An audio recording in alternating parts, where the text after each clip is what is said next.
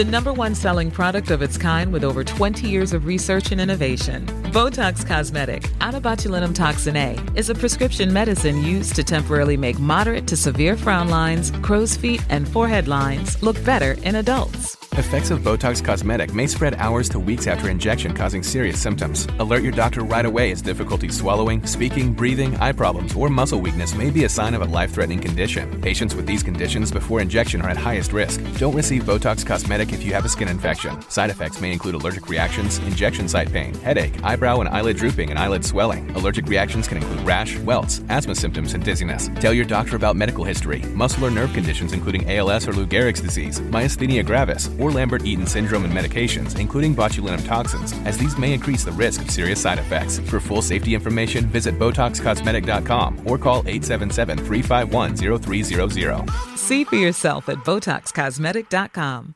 Okay, I have to tell you, I was just looking on eBay where I go for all kinds of things I love, and there it was. That hologram trading card. One of the rarest, the last one I needed for my set. Shiny like the designer handbag of my dreams. One of a kind. eBay had it, and now everyone's asking, ooh, where'd you get your windshield wipers? eBay has all the parts that fit my car. No more annoying, just beautiful. Whatever you love, find it on eBay. eBay, things people love. All right, welcome to the show, Shari Leid. Not lied like I wrote an email the first time. Bad mistake, but things happen in life, and I'm glad I got you on the show now. How are you? Welcome to the Misfit Nation. I'm good, and that is unfortunately a common mistake. I get lied instead of lead all of the time. I guess it's like this dyslexia or mind control. You just see those letters, oh, it has to go this way, and you autocorrect on your own. Exactly, yes. So where are you at now, and what are you doing? Well, I'm over in the Pacific Northwest. I live in Woodinville, which is east of Seattle, about 30 minutes east of Seattle. And I work as a life coach for people in their fabulous middle-aged years. And I'm also an author. An author? So what have you written? I have written, well, now my second book just came out in August. Both books are now in a series. So I'm actually in the process of writing my third book, because once my publishers told me that I had a series, I thought, well, I can't stop at 2 books. That's ridiculous. That no one has a series with 2 books. So I'm wrapping up the series with a third book. But basically, these books are conversations I've had with women. By the time I'm done, this 3-year project, it'll be over 150 different women, sitting down one-on-one and asking them questions about life, and each book has kind of a different theme to it.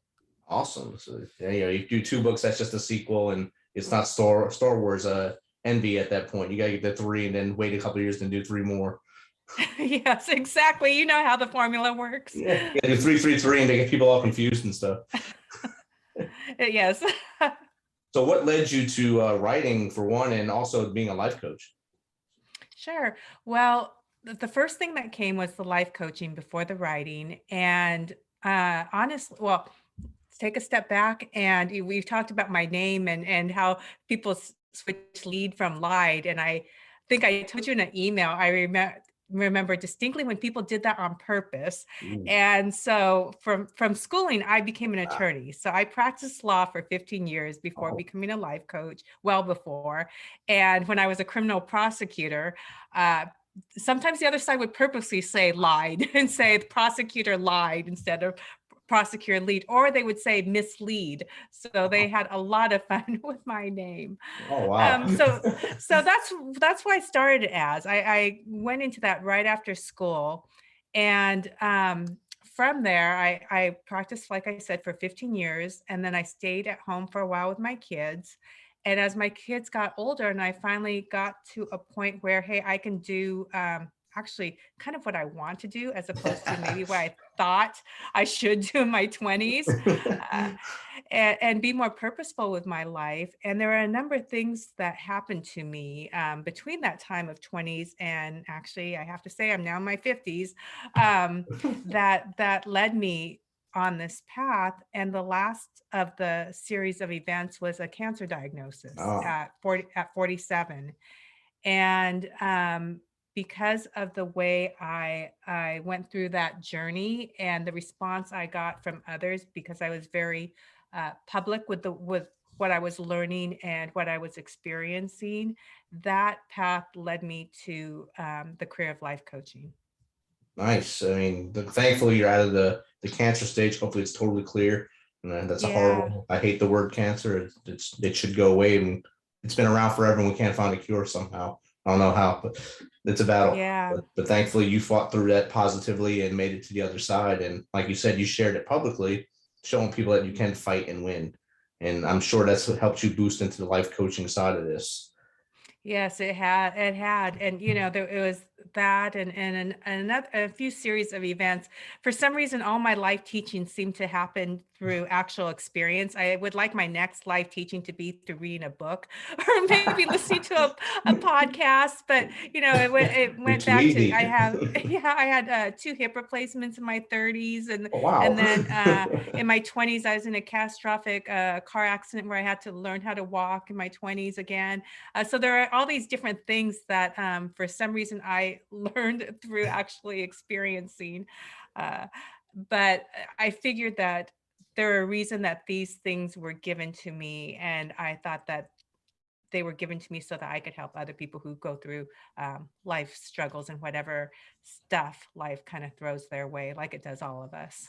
Definitely. I mean, every decade seems like you have a thing that happens. Your 20s, you had the accident, 30s, the hip replacement, 40s, the cancer. What happened in your teens? My teens, I was I went to a lot of high schools and I gave my parents a run around. So I think maybe this is payback or something. But yeah, I keep on telling the universe, God, that I will listen to a podcast and I will study diligently to learn my next lesson. It doesn't have to be actually experimental. You don't have to test me every year. Every 10 years, I don't need another test. Yes, exactly. Definitely. So do you do most of your coaching online, or I mean, the last year and a half, probably everything was online, but before that, were you in person? No, I was always online. And so during COVID also, so the same thing. In fact, most of my clients, I'm on the West Coast, but most of my clients are actually East Coast based. Oh, so they're ahead of me, so it's good. Yeah. I'm sorry, as I talk to you, so I had to switch rooms for this podcast because I have painters on the other side of the house around my office. I notice I have this bird behind me, but I'm sorry, but it looks like it's sticking out my head. So while I talk to you, I have to move it because I don't know if it's distracting to you, but it's distracting me. I apologize. Yeah.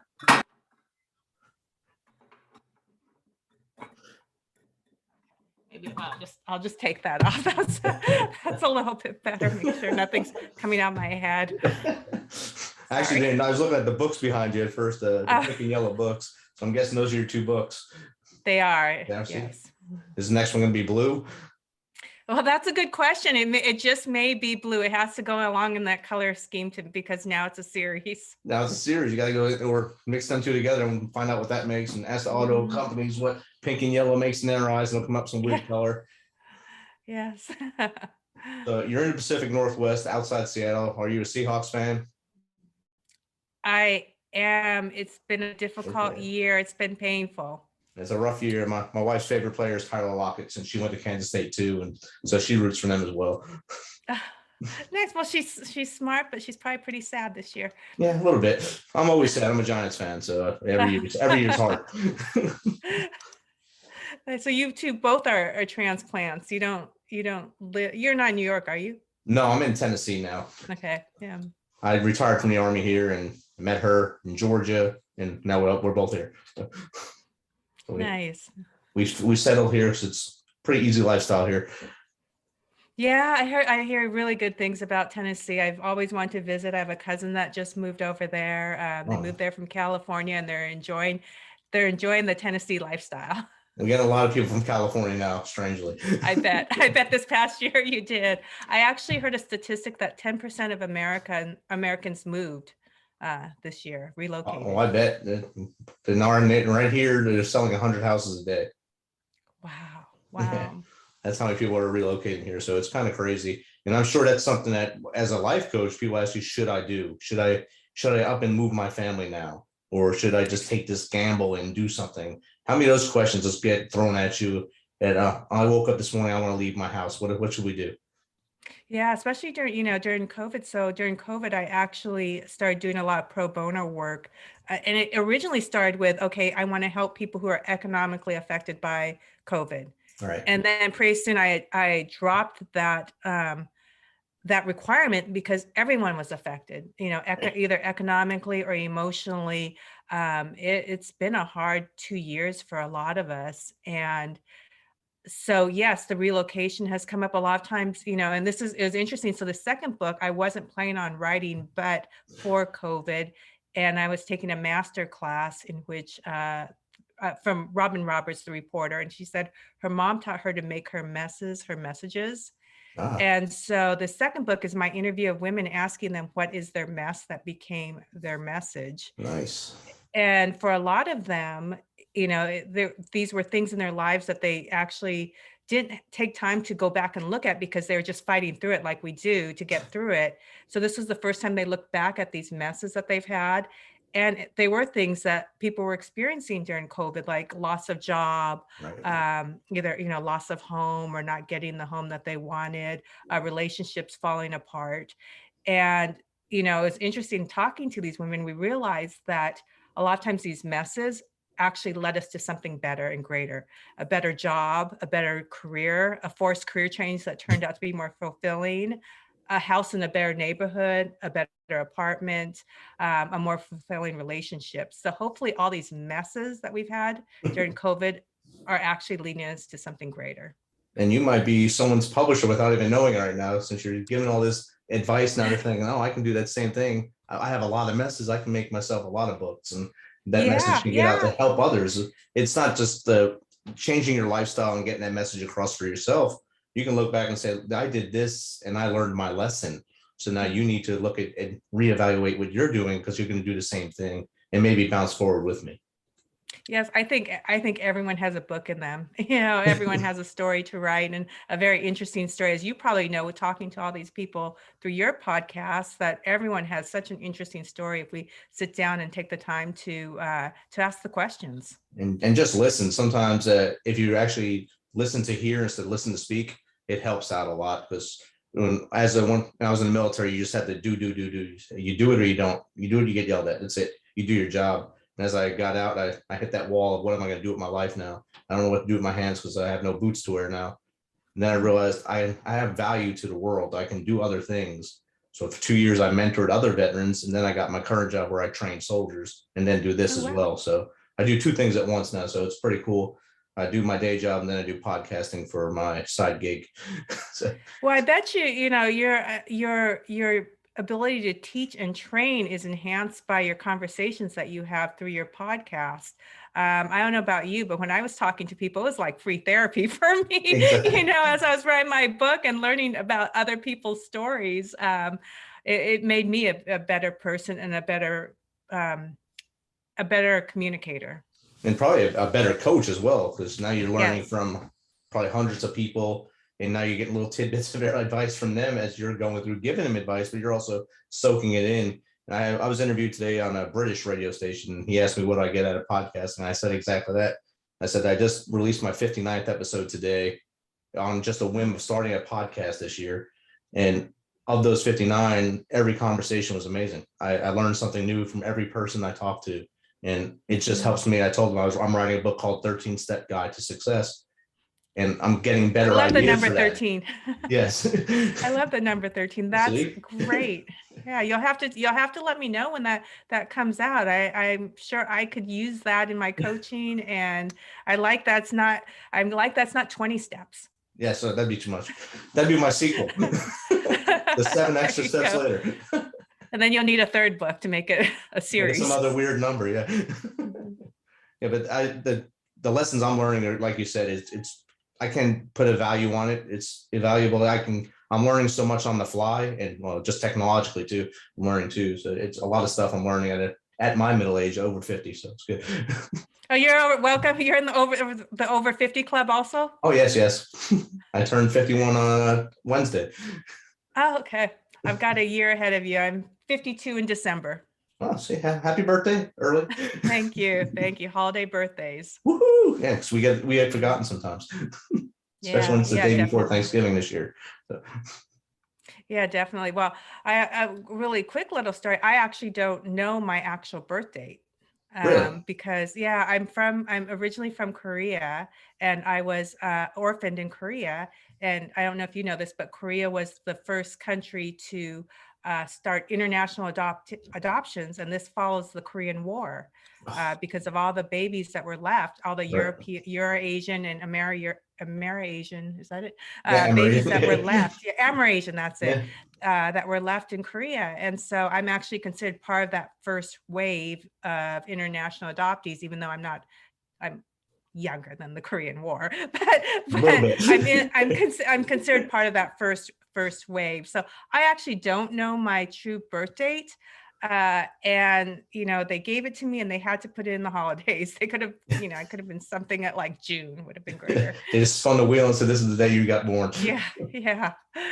I actually did almost 4 years of service in Korea, so Oh wow, I learned a wow. lot So, in Korea. Yeah. well, one day, I haven't gone there except for on a short 10-hour layover. So one day I will make that journey. And my last trip, I took my wife and daughter with me for 2 years, and they didn't want to come home, so they Oh, loved it there. really? Yeah. Wow. Okay. Yeah. Well, So a lot of hopefully. our decorations in the house now are based on Korea. Oh, see, you're more Korean than me. I guess I'm Korean American, I guess. But I'm sure yeah, you get that a lot. yeah, sure. Yeah, it looks like it. But we had a great time over there, and I'm sure if you get to go there and try to find at least maybe the province you were from and Mhm. see what it looks like now based on stories you may have heard in the past, that'd be great for you. Yeah, yeah, definitely. And of One course, day. shop. Of Yeah. course, you can shop there. I, It's very inexpensive. that would be wonderful. Yes, and the food's amazing too.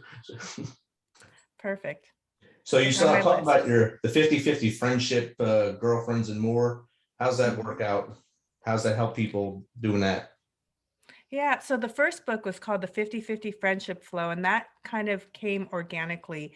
It was between my 49th and 50th birthday that I decided to meet with 50 women who are actually in my life for the purpose of letting them know what I've learned from them, with the idea that everyone we meet is both our teacher and our student. And as I sat down with these women, I was sharing these dates on Facebook, and people start asking me, how did you do this? How did you decide to do this? I want to do something similar. There are people that have been in my life that I haven't, said to them what they mean to me. And so it organically became a book. And that also stemmed from attending a friend's funeral and hearing people stand up and say all these wonderful things about her, and realizing they had never said these things to her. Yes. So yeah, so I decided over a course of the year, I am going to sit down and tell people what I've learned from them. And it was anything from something as little as the way this one person, the way she greets people, the way she first greeted me was with such warmth, as if I was her best friend. I realized, okay, that's how I'm going to start greeting people. And I swear it has established, it's been the basis for amazing friendships, just because of that little change in the way I greet people from watching her. But it was little things like that. And so So that was the first book. but one nuance helped out change everything. That's good. Yeah, yeah. And and then once I started doing that, everyone I meet now, it's so much easier for me to connect with them, because my focus actually is on them, versus before. I think maybe I was nervous, shy, uncomfortable, thinking about how am I presenting. And now, because of getting used to this practice of really wanting to get to know somebody and recognizing that when I meet them, there's a reason for this and we're learning from each other, my focus goes on that person, and a deeper connection is established just because of that. That's how, and that goes back to what we were talking about earlier, listening to hear instead of just being present. And Mhm. you go in there with a warm smile, say hello to someone, look them in the eyes, shake their hands or embrace, whatever. And that opens them up. They might be nervous too. And you just open them up to a whole world of joy for you. and now you're best friends, bro. So Yeah, and it takes away, the fear of, oh, we're not going to be able to connect. Also, talking to all these different people, there were the women are of different ages, from 20s to 60s. I spoke with different races, different economic levels, different political backgrounds, different education levels, and speaking to so many of these different people in that intimate way of these one-on-one conversations has helped me become less afraid of someone because of the way they look, for lack of better words. I realize now more, we're all the same. Like maybe I would have looked at you and been intimidated, go like, oh my gosh, this guy was in the military, he's way bigger than me. But now, I would look at you and say, hey, I bet you we have something in common. I want to get to know this guy. I bet you he's not scary. no, not no more. Once I hung up the boots, I became a pleasant person. But it does. It take talking to all these different people really does. It does take away any ideas, whether or not I knew I had them or didn't. Any preconceived ideas that we wouldn't match. Right. It's taken that away, and it's made communication and connection a lot easier. It kind of erases that unconscious bias all of us have inside us that's taught to us from a young age on. So we're walking down the street, oh, that person must be bad if they're sitting on the street, or maybe they just had a bad time. You can go there and give them $1 or a cookie and they'll be happy or whatever. Be nice to them one day and they'll be nice to someone else.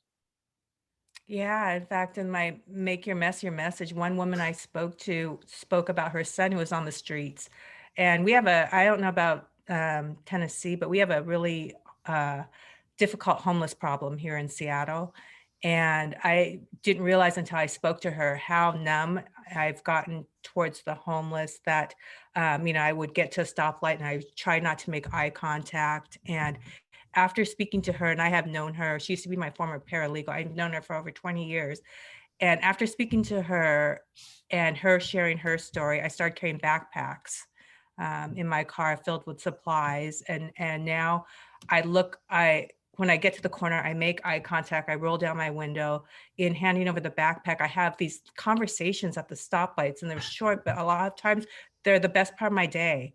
And I'm now seeing the homeless people on the streets of Seattle as I should have, as somebody's son, somebody's daughter, somebody's mother, father, brother, or sister. So that's the way these stories have changed me personally and changed the way I interact on a daily basis. Definitely. And I think in large part, most of us dehumanize people that are on the street. So we see them, oh, they're not good people. They're doing something wrong. That's why they're there. We don't think of anything, the backstory at all, how they wound up there, or how we can maybe make their day better to get them out of there. We're never thinking that. We're always thinking about the dehuman side of it. And they're a zombie out there doing something. And we watch movies on this, it's going to be bad. Yeah, and it absolutely has changed my life. And like I said, I've had some of the coolest short conversations with people. One guy, and I gotta say, my car is kind of cool. I was trying, this one man though on the side, he was dead serious. He's like, I'm gonna have that car one day. Nice. And he wasn't joking. And I realized, this is a man here that has dreams. He has, he wants to get out of his situation, and he sees a future for himself. And that's something that I would have never taken the time to see or listen to before my conversation with my girlfriend.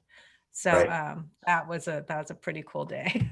Definitely. And you made his day, he made your day as well by just listening to him and showing that backpack and having even if it's a 30-second conversation based on a light situation, you just made that person's day and probably his whole week, because everyone else tried by, gives him the finger and keeps going and stuff. Yeah, that's been I think the coolest thing that I've experienced from the books actually is the difference my interactions with the homeless now.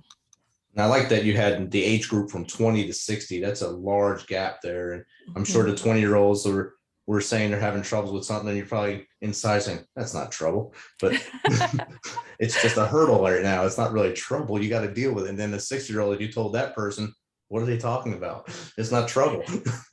Was there any interaction between them? there was an interaction between them, but that's the beauty of this, and the 60-year-olds are telling us, the 50-something-year-olds, wait till you're 60. So, it doesn't stop. And that's the beauty of having friends of so many ages. And I don't know if it's the same for men as it is for women, but for women to have the friends that are younger that you can mentor, and the older women that have been there and have gone through difficulties with their kids or through relationships, that is so valuable to connect with people of different ages. Especially when you have a lot of life lessons every decade. You have a big life lesson you can share with everyone in that group, basically, minus the 50 to 60. Hopefully nothing happens here besides the book releases is the only thing that needs to happen during this time. But you have something to share with all of them. Well, finally, people our age are getting replacements, right? Joint replacements. People in their 50s now are getting joint. And finally, I have my people around me. I didn't have that in my 30s, but now they're all coming to me to ask about it. So. Welcome to my world. Yeah, exactly. But they're probably getting better hardware than you got when you were in your 30s. They are. They are. So what advice would you give for someone that's aspiring to be a life coach, say after 35 years old? What advice would you give them to get going and just do the right thing? Well, first of all, you don't have to become certified, because there's not a governing body that requires that yet. That being said, you should go to a school that certifies life coaches. The International Coaching Federation is the school or the governing body of schools that certifies schools. I would recommend going to school because it is very valuable, even if you're good in general as somebody who coaches their friends and as good as, kind of people go to as a mentor. To have the training is essential, because there are tools of the trade that you just don't know until you get in there and you get actually practical training with other coaches that have been doing it for a long time. If you do that, so that's one. Get the training. Two, if it's something that you really want to do, go for it. I mean, I wake up every day just thrilled to talk to people. I love my job. And when I was practicing law towards the end of my career as a lawyer, as an active lawyer, I would listen to, and I was always a litigator, I would listen to I Will Survive by Gloria Gaynor on my way to work. And that's not a way to live, when you have a job and you have that as your song in the morning to get going. And I don't have that anymore. So, there's so many different places you could be as a life coach, and talk to other life coaches and find out what they do, because there's so many different areas to get into in the corporate world, personal life coaching, coaching with kids. It's rich with opportunity. Outstanding. I like that you said that get the schooling. Is that an in-person schooling, or did he do that online? Well, I went through a school called IPEC, and I think it has the same motto as many of the other schools that are certified by ICF. Pre-COVID, it was both in person and online, and in small groups, either in-person pods for training and practice outside. And it takes about a year to complete. I think post-COVID, a lot of schools went completely online, so I'm not sure what they're doing right now. I'm sure a lot of people went completely online for two reasons: to stop the spread and to also save that overhead of the actual rent or whatever space that they had to have for the in-person classes. Mm-hmm. Yes, exactly. So that's awesome. Great advice for the up and comers. And when do you think your third book of the trilogy will be out? Well, I'm a planner, so I will tell you the exact date. It's September 27th, 2022. 2022. All right. So less than a year. So you're on it now. Yeah. You're on the ticker Yeah, now. I am. Going now. So we'll have you back on. We'll have you back on closer to that to release that, and we can celebrate that book coming out, and hopefully both of our teams are winning by that time. Hopefully that'll be the beginning of the season. It won't be that bad, hopefully, but they may be a lot better at that point. Let's hope so. Thanks for taking the time to come on the Misfit Nation and share your story with us, and of course your coaching tips and your life story. Thank you. Thank you. Thank you so much for taking the time and having this conversation with me. Awesome. Have a good one. You too. Bye-bye.